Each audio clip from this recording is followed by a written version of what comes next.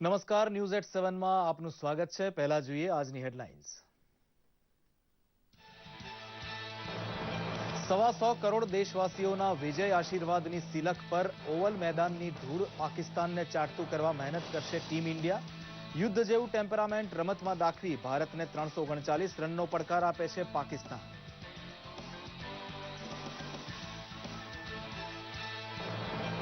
કરવેરાની ટકાવારીની આડમાં નફાખોરી કરવાની રસમ બંધ કરાવશે જીએસટી. નફાખોરી ઇલેક્ટ્રોનિક વે બિલને લગતા નિયમોનો મુસદ્દો રજૂ કરે છે જીએસટી કાઉન્સિલ. 1 જુલાઈથી જીએસટી લાગુ પાડવા મક્કમ છે મોદી સરકાર.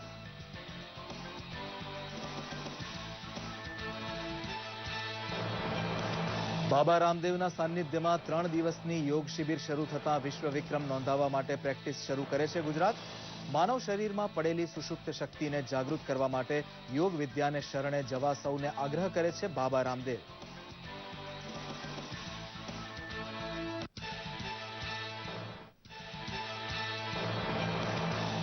દાન સખાવત ઉપર તબીબી શિક્ષણ અને દવાખાનાનો વ્યાપ વધારી દેશ સામે દાખલો બેસાડે છે ગુજરાત.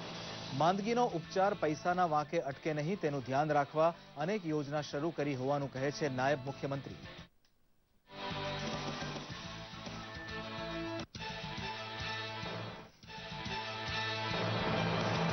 આદિવાસી સમાજના ઉત્થાન માટે આટલી ચિંતા કરતી સરકાર કેન્દ્રમાં પહેલી વખત આવી હોવાનો એકરાર કરે છે કેન્દ્રીય મંત્રી જુવલ ઓરમ. ધરમપુરમાં યોજાઈ ગયું સૌનો સાથ સૌનો વિકાસ સંમેલન.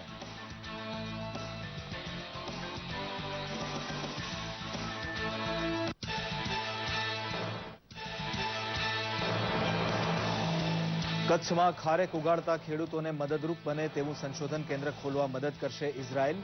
ઓછા પાણીએ ખેતી કરવાનો વૈજ્ઞાનિક અનુભવ ધરાવતા ઇઝરાયલનો લાભ ઉઠાવવા ખેડૂતોને કહે છે રૂપાણી સરકાર.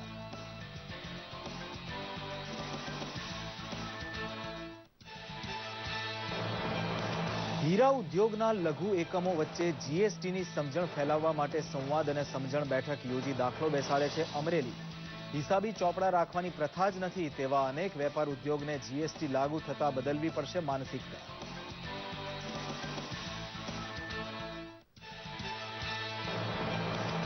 ચોમાસું ઉત્તમ રહેવાના વૈજ્ઞાનિક અણસાર ઉપર વાવેતર શરૂ કરે છે તાપીના આદિવાસી ખેડૂતો. વરસાદના એંધાણ આપતા વાદળ આકાશમાં દેખાતા વાવણી લાયક પાણી માટે મેઘરાજાને વિનવે છે ખેડૂત.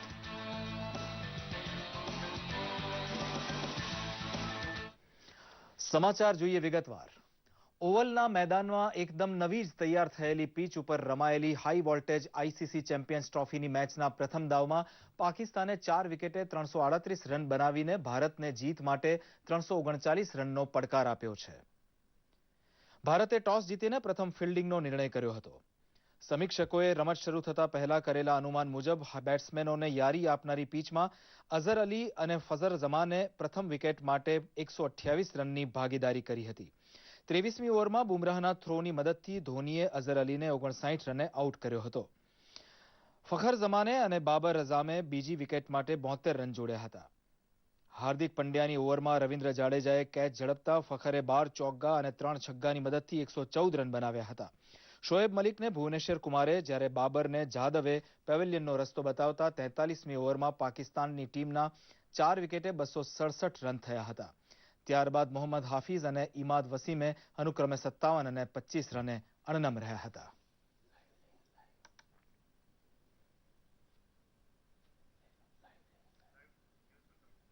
આવો જોઈએ ઓવલથી મેચનું જીવંત પ્રસારણ. As the inning progresses, they just keep accelerating. Don't expose the likes of Yuvraj Singh and MS Dhoni with the new ball. As very rightly Nasir Hussain has said, if any side can chase this, it's this team in a big final. 151 innings for Rohit Sharma, averages 42.80 in the high 40s, 1100s. Got 100 in the semi-final, but it's today. It's the big stage for him. The other end, a run machine in England. Pakistan સામે ભારતનો વિજય થાય તેવી લોક ઈચ્છા વિવિધ સ્વરૂપે વ્યક્ત થતી જણાઈ છે.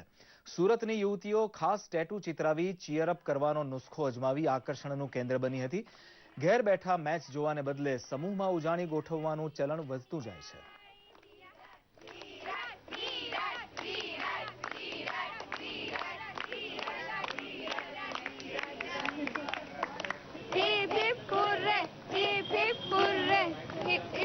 युवा में बहुत अच्छा क्रेज है इंडिया पाकिस्तान की फाइनल की मैच को लेके और लोग बहुत सारे टैटू करवा रहे हैं इंडिया को चीज करने के लिए जैसे विन इंडिया फिर विराट कोहली और महेंद्र सिंह धोनी बहुत हॉट फेवरेट है तो वो लोग उनके नाम के टैटू करवा रहे हैं और I love India India cheers India win man in blue वैसे टैटू बहुत सारे करवा रहे हैं और इंडिया को चीयर्स कर रहे हो। स्पेशली टैटू आर्टिस्ट को बुलाया है हमने कि वो हमें इंडिया का परफेक्ट टैटू बना के दे कि हम लोग अच्छे से चेयर अप कर पाए और हमने स्क्रीन लगाई हुई है प्रोजेक्टर कि उसके ऊपर हम लोग बड़े से देख सकते। स्पेशली हम लोग कॉलेज आए क्योंकि हम लोग साथ में मिलके सब मैच देख सके और स्पेशली हम लोग ने टैटू भी बनवाया है इधर। मैं बोलती हूँ कि इंडिया में 2007 में जैसे इंडिया ने पाकिस्तान को हराया था इस बार भी वो हरा ही देगी क्योंकि इंडिया में इतने एक्सपीरियंस प्लेयर है कि वो लोग मतलब सबको जैसे पाकिस्तान वाले सब न्यू है तो वो लोग हरा ही देंगे उनको वो जीत नहीं सकते हमारे इंडिया के सामने। અમે તો બધા જ બહુ જ એક્સાઇટેડ છે અને અત્યાર સુધી ભારતે મેચમાં બાંગ્લાદેશ અને સાઉથ આફ્રિકા અને પાકિસ્તાનને જે રીતે હરાવ્યું છે તે જ રીતે આજે પણ તે હરાવી દેશે। દિલ્હીમાં યોજાયેલી જીએસટી કાઉન્સિલની બેઠકમાં અનેક મહત્વના નિર્ણયો થયા છે। કરવેરાની ટકાવારીના તફાવત વડે નફાખોરી કરવાની રીત રસમ જીએસટીના અમલ સાથે બંધ થઈ જશે તેવી વાત નાણામંત્રી જેટલીએ કરી હતી। રાજ્ય સરકાર દ્વારા ચલાવાતી લોટરી ઉપર 18% તો ખાનગી પાર્ટીની લોટરી ઉપર 28% જીએસટી વસૂલવાનો નિર્ણય આજે થયો હતો। જ્યારે 2,500 થી 7,000નું દૈનિક ભાડું ધરાવતા હોટેલ રૂમ ઉપર 18% અને તેનાથી મોંઘા હોટેલ રૂમ માટે 28% જીએસટી ચૂકવવો પડશે। નાણામંત્રી જેટલીએ કહ્યું હતું કે જીએસટીનો શુભારંભ કરતો કાર્યક્રમ 30મી જૂનની મધરાતે દિલ્હીમાં યોજાશે। વિશ્વ યોગ દિવસના ઉપલક્ષ્યમાં ગુજરાત રાજ્ય સરકાર અને પતંજલિ યોગપીઠ દ્વારા અમદાવાદમાં ત્રિદિવસીય યોગ શિબિર જીએમડીસી મેદાનમાં આજથી શરૂ થઈ। પ્રસ્તુત છે એક રિપોર્ટ। વિશ્વ યોગ દિવસ 21 જૂનની તૈયારીઓના ભાગરૂપે અમદાવાદના નાગરિકોમાં યોગની આહલેખ જગાવવા રાજ્ય સરકારે પ્રયાસ શરૂ કર્યો છે।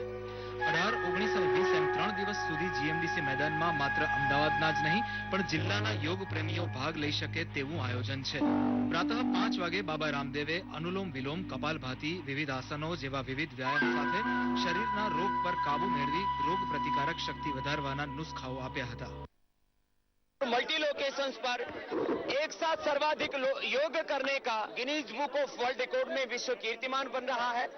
इन 3 दिनों तक सभी लोग यहाँ पर आए क्योंकि एक दिन में सब योग क्रियाओं का सिखाना और करना संभव नहीं है, इसलिए हमने यहाँ 4 दिन का आयोजन रखा है और निश्चित रूप से 3 दिन में लोगों का जीवन रूपांतरित होगा। एक रोग मुक्त, व्यसन मुक्त, बीमारियों बुराइयों से मुक्त एक दिव्य जीवन जीने का आधार यहाँ इस शिविर के दौरान पूरे देशवासियों को इस शिविर का लाभ होने वाला है। शारीरिक आदि व्याधि અને ઉપાધિને વશમાં લાવતી કોઈ સાધ્ય કલા હોય તો એ છે યોગ તેવું માનતા બાબા રામદેવ મન વચન અને કર્મથી યોગને સમર્પિત રહેતું મનુષ્ય જીવન માનસિક શક્તિઓ પર પણ કાબુ મેળવી શકે છે। જીએમડીસી મેદાનમાં પુરુષો સહિત મહિલાઓ ઉપરાંત બાળ યોગ સાધકોની ઉપસ્થિતિએ વિશેષ આકર્ષણ જમાવ્યું હતું।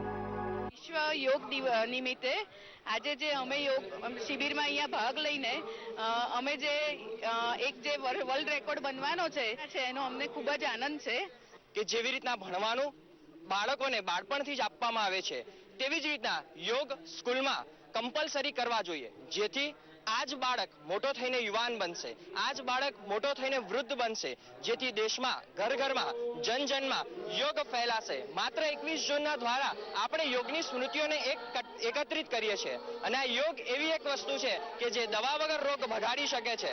વિશ્વમાં યોગને સિદ્ધિ પ્રસિદ્ધિ અપાવી સંયુક્ત રાષ્ટ્રમાં 170 દેશોના પ્રતિનિધિમંડળમાં 21 જૂનને આંતરરાષ્ટ્રીય યોગ દિવસ અપાવવામાં યોગદાન આપી ચૂકેલા પ્રધાનમંત્રી મોદીનું સ્મરણ કરવાનું બાબા રામદેવ અને ગ્રંથથી બહાર કાઢવામાં આવેલા યોગને કારણે જ આંતરરાષ્ટ્રીય સન્માન પ્રાપ્ત થયું છે તેમ કહીએ તો અતિશયોક્તિ નથી। દૂરદર્શન સમાચાર માટે અમદાવાદથી ભાર્ગવ ત્રિવેદીનો રિપોર્ટ। વલસાડ જિલ્લામાં ધરમપુર ખાતે યોજાયેલા સૌનો સાથ સૌનો વિકાસ સંમેલનમાં ભાગ લેવા માટે કેન્દ્રીય આદિવાસી કલ્યાણ મંત્રી જુવલ ઓરામ અહીં પહોંચ્યા હતા। મોદી સરકારે માત્ર 3 વર્ષમાં હાંસલ કરેલ અનેક સિદ્ધિઓનું બયાન તેમણે મુદ્દાસર રજૂ કર્યું હતું। આદિવાસી સમાજનું સામાજિક આર્થિક અને શૈક્ષણિક ઉત્થાન થાય તેવી ખેવના મોદી સરકારે રાખી હોવાનો સંતોષ કાર્યક્રમમાં હાજર લોકોના ચહેરા ઉપર છલકાતો હતો। કેન્દ્રીય મંત્રી જુઅલ ઓરામે કહ્યું હતું કે ગરીબ, દલિત, શોષિત, વંચિત અને પીડિતનો ઉદ્ધાર કરવા માટે રાત દિવસ મહેનત કરતી સરકાર પહેલીવાર केंद्र में आई है। नरेंद्र भाई मोदी का नेतृत्व में जो सरकार चल रहा है ये ऐतिहासिक है। सबसे बड़ा उपलब्धि हमारा बजट को प्रीपोन किया गया, हमारा नोटबंदी हुआ, हम जनधन, स्वच्छ भारत अभियान से लेके बाकी सब में इतना अर्थनैतिक हम प्रगति दिया है।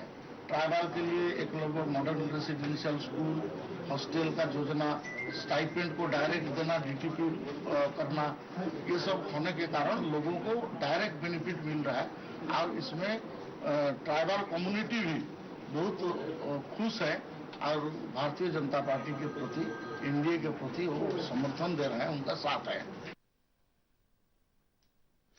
મહેસાણા શહેરમાં 60 બેડની ક્ષમતા ધરાવતી મલ્ટી સ્પેશિયાલિટી હોસ્પિટલનું ઉદ્ઘાટન નાયબ મુખ્યમંત્રી નીતિનભાઈ પટેલ અને આરોગ્ય મંત્રી શંકરભાઈ ચૌધરીના હસ્તે કરાયું હતું।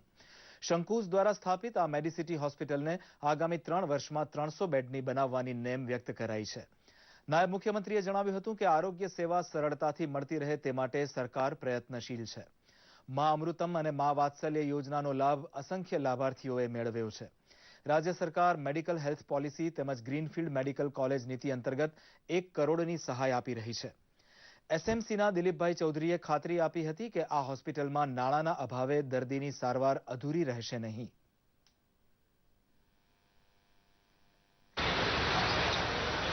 સમગ્ર ઉત્તર ગુજરાત માટે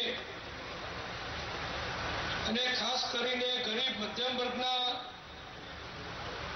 ગંભીર રોગોથી પીડાતા દર્દીઓને માટે સૌથી વધુ જેની જરૂરિયાત છે એવી હોસ્પિટલ સારવારો માટે આપણે ત્યાં એક નવું સોપાન શરૂ થઈ ચૂક્યું છે।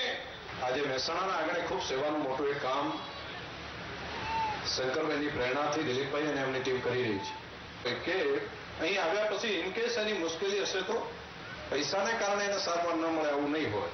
એના માટે અમે હોસ્પિટલ સાથે સાથે ફંડની વ્યવસ્થા પણ ઊભી કરીશું।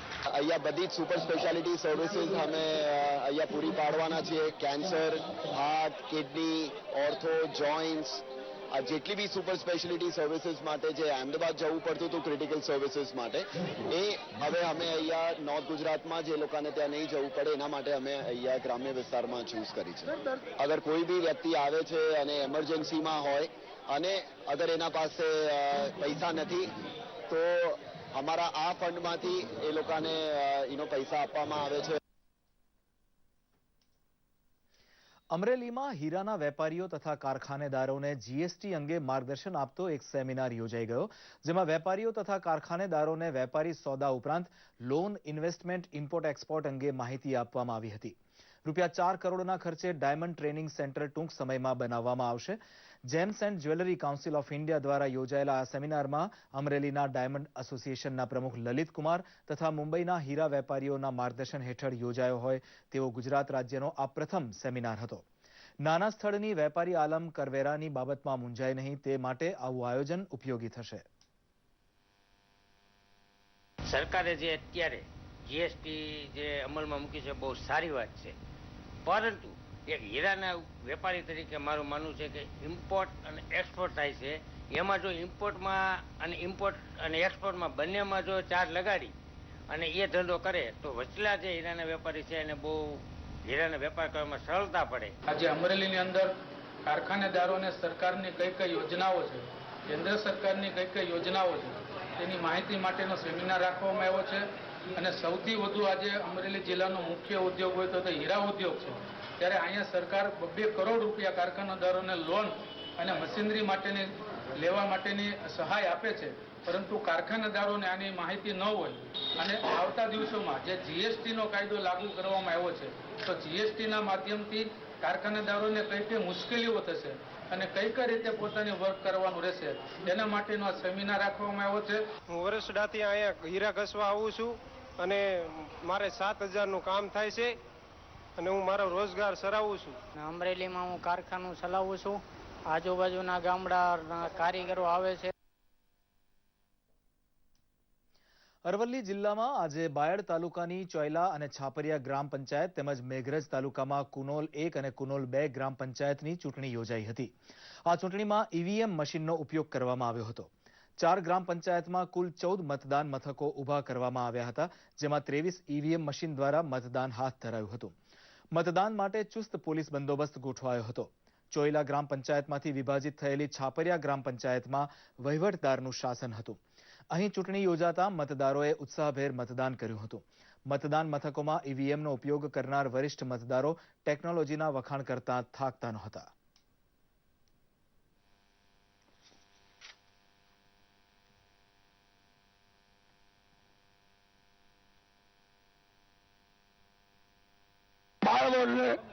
ચૂંટણી 3 વોટ વિનય થયા, 9 વોટની ચૂંટણી ચાલી રહી છે.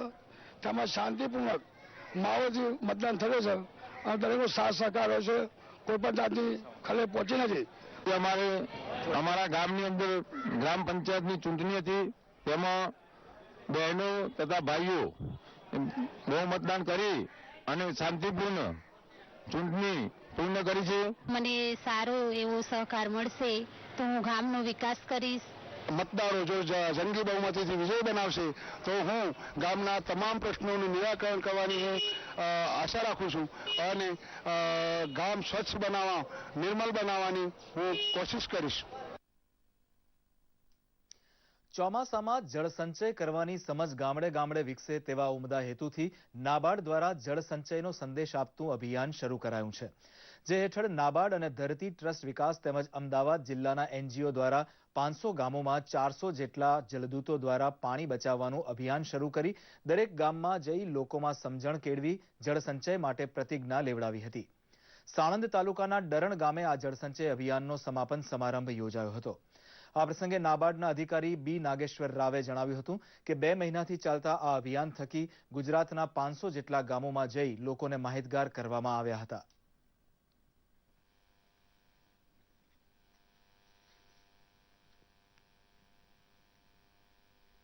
गांव का पानी गांव में, खेती का पानी खेती में रहना चाहिए और इसके इस्तेमाल करके गांव में जो खेती हो रहे है उसका आगे बढ़ावा देने के लिए सब लोगों का सहयोगी बहुत जरूरत है. बहुत हमें आनंद हुआ कि हमने गांव-गांव तक ये मैसेज फैलाया कि पानी का कैसे बचाव हो सकता है, पानी का क्या महत्व है. जिस तरह हम स्मार्ट कार्ड और स्मार्ट मोबाइल यूज करते हैं तो पानी का भी एक स्मार्ट यूज करना है. પાણીનો પરસ્ય અમે ગામનું પાણી ગામમાં સમજ્યું, શામનું પાણી શામમાં સંઘર્ષ્યું, વરસાદનું પાણી ગૌશાળામાં સંઘર્ષ્યું. 40 જેટલા જળદૂતો સાથે મળી અને 500 જેટલા અમે કાર્યક્રમો કર્યા છે અત્યાર સુધીમાં. ત્યાં નાબાર્ડ બેંક દ્વારા અમને જળદૂત બધા જળદૂતોના પાણી બચાવ ઝુંબેશ ઉપર કાર્યક્રમો કરવા માટે સારી એવી ટ્રેનિંગ પણ આપેલી છે. ગુજરાતના ગ્રામ્ય વિસ્તારોમાં વૃક્ષોના લાકડાઓનું બળતણ સદંતર બંધ થાય અને વનવાસી મહિલાઓ પણ ધુમાડા વગર ઝડપથી રસોઈ કરી શકે તે હેતુથી પ્રધાનમંત્રી ઉજ્જવલા યોજના હેઠળ તેમને રાંધણ ગેસનું જોડાણ અપાયું છે. ડાંગ જિલ્લામાં પ્રધાનમંત્રી ઉજ્જવલા યોજના હેઠળ 2000થી વધુ બીપીએલ તથા એપીએલ કુટુંબોને એલપીજીના કનેક્શન્સનું મફત વિતરણ કરવામાં આવ્યું છે. જૂન મહિનો પૂરો થતા પહેલા 7000 લાભાર્થીઓને ગેસના કનેક્શન આપવામાં આવશે.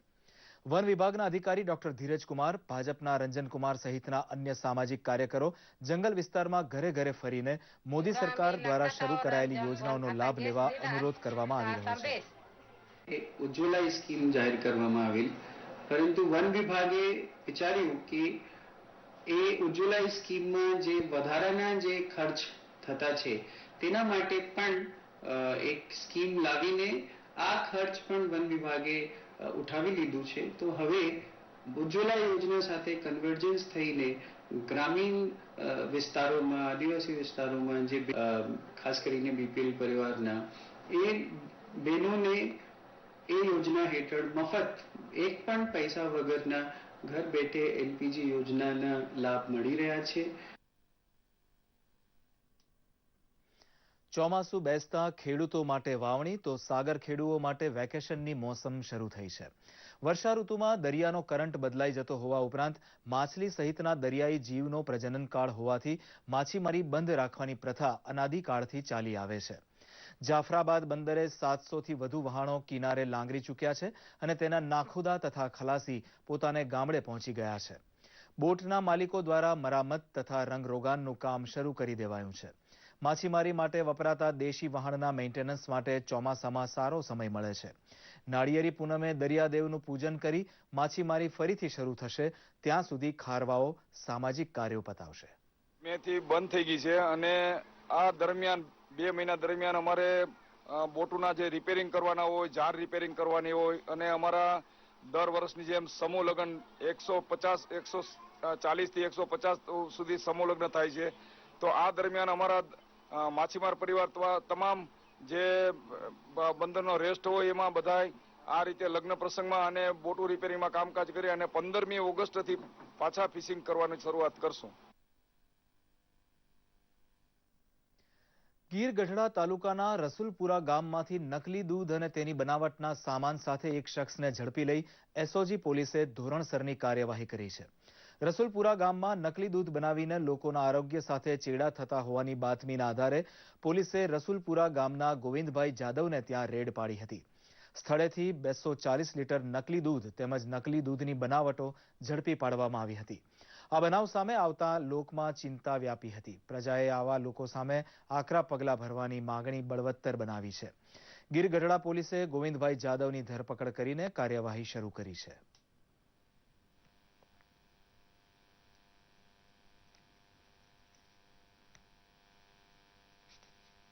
એસઓજી સ્ટાફ તેમજ ગીરગઢડા પોસ્ટ સ્ટાફ રસુલપરા ગામે જઈ રેડ કરતા ડુપ્લિકેટ દૂધનો ધંધો કરતા ગોલણભાઈ ઉર્ફે ગોવિંદભાઈ રામભાઈ જાદવ ભરવાડ રહેવાસી રસુલપરાના ઘરે રેડ કરતા તેના ઘરમાંથી ડુપ્લિકેટ દૂધ તેમજ દૂધ બનાવવાના સાધનો સાથે મળી આવતા આ ગોલણભાઈને પકડી પાડેલ. સુરતના ઉધનામાં રહેતા પ્રજ્ઞાચક્ષુ યુવાન નૂર મોહમ્મદ શેખની વાહનમાં પંચર બનાવીને ટાયર ફિટ કરવાની કલાએ લોકોમાં ભારે આશ્ચર્ય ફેલાવ્યું છે. લિંબાયત વિસ્તારમાં વર્ષોથી મગજનો આંખની જેમ ઉપયોગ કરીને પંચર બનાવવાનું કામ કરતો આ યુવાન આજની યુવા પેઢી માટે પ્રેરક ઉદાહરણ બની ગયો છે. બાળપણથી જ પ્રજ્ઞાચક્ષુ હોવા છતાં નાની ઉંમરે જ તે પરિવારનો આર્થિક આધારસ્તંભ બની ગયો છે. તે 5 વર્ષનો થયો ત્યારે ડોક્ટરી તપાસ કરાવતા તેની આંખોની રોશની ન હોવાનું જણાયું હતું. જો કે નૂર મોહમ્મદ જેમ જેમ સમજણો થતો ગયો તેમ તેમ તેણે આ મુશ્કેલી સાથે જીવન જીવવાનો નિર્ધાર બનાવી લીધો. નાની ઉંમરે જ તે કોઈની મદદ વગર ઘર બહાર જતો હતો. હિંમત હાર્યા વગર સખત મહેનતથી તેણે પંચર બનાવવાના કામમાં કૌશલ્ય પ્રાપ્ત કરી લીધું છે. ये मैं 5 बरस से करता हूँ. 2 बरस मैंने सीखने में बिगाड़े इसके अंदर. ये भाई ने मुझे सिखाया है और अब सीखने के बाद मैं अपना खुद इनके वहाँ पे जॉब करता हूँ. कोई मदद वाले बहुत आते हैं ऐसे बहुत से लोगों, लेकिन मैं अपना खुद यहाँ से जॉब करते के और खुद ही करता हूँ. कोई की मदद की जरूरत नहीं पड़ने देता हूँ. ને અમારા રમજાન મહિનામાં લોકો આવે ને એને જુએ બી ને કે ભાઈ ગુડ્ડુભાઈ તમને કપડાં આપીએ, આ આપીએ, તે આપીએ, પણ એનામાં એક આદત છે કે એ માણસ છે ને કોઈનું બી લેતો નથી. કોઈને બી એમ કે મારા ઉપર કોઈ દયા ધર્મ કરવાની નહીં બાપા, હું તો મારું મહેનત કરું છું અને હું ખાઈ પીને મારું ગુજરાન ચલાવું છું. અને એનામાં બહુ ખાસિયત બહુ બધી છે કે દિમાગનો બહુ ટેલેન્ટેડ માણસ છે અને એણે સિવિલમાં બી લઈને ગયા હતા ત્યાં બી એને છે ને જાહેર કર્યો છે કે એ છે ને આંધ્રો જ માણસ છે ને કામ કરે ને તો એ અંદાજાથી જ કરે. એને એમ લાગે જ નહીં કોઈ માણસ નહીં કે એ ગાડી પર જોઈને કામ કરે. બસ એ એની ખાસિયત છે, બીજું કાંઈ નથી. કઈ આ સાથે જ આજનું ન્યૂઝ એટ 7 અહીં સમાપ્ત કરીએ. નમસ્કાર.